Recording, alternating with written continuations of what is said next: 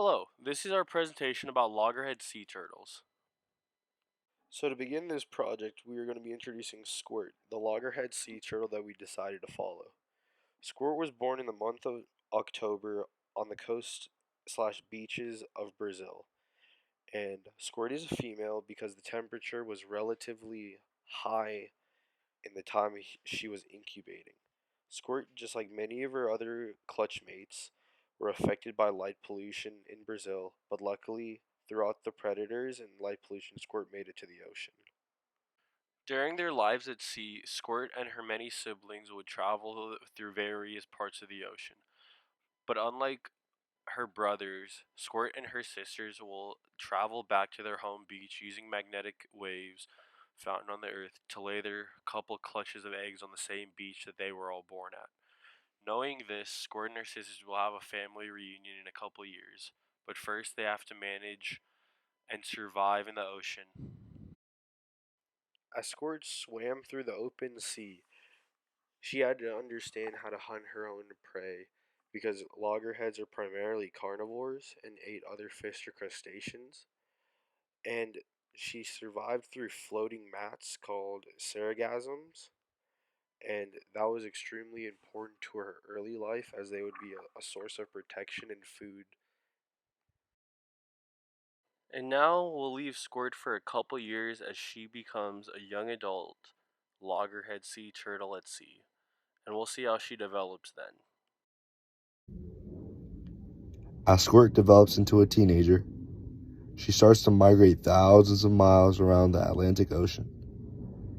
As a juvenile sea turtle, Squirt returned to coastal waters to forage and get stronger.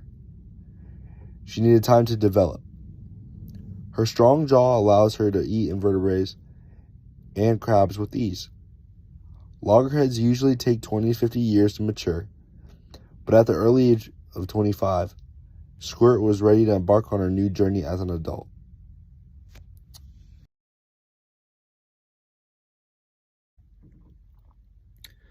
Squirt would later become a full adult loggerhead, growing up to 3 feet and 210 pounds. Now she was ready for a reproductive journey. Unfortunately, Squirt was always reminded to stay away from sharks as a kid. Sharks being their only predators, of course, but was never taught about fishing nets. One day, Squirt was migrating through the ocean when she got stuck in a commercial fishing net. Squirt was terrified. She was scared for her life, but luckily the fishermen were quick to release her with no problems.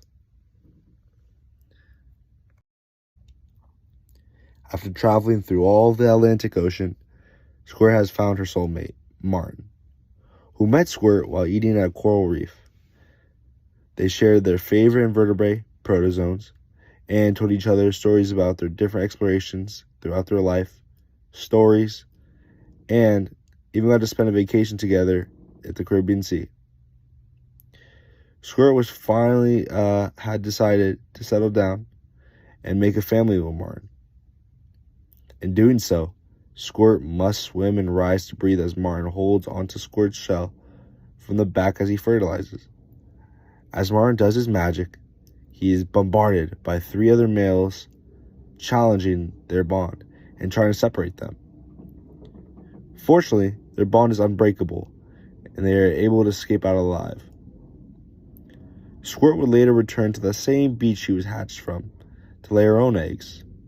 She's sad to see her old beach polluted, but decides to go to high ground to nest her eggs, digging to a balanced depth to ensure a mix of males and females is important. So Squirt digs around to around 3 feet. We've seen Squirt grow up and become a happy loggerhead sea turtle, and we can't wait to hear more stories about her life in the coming years.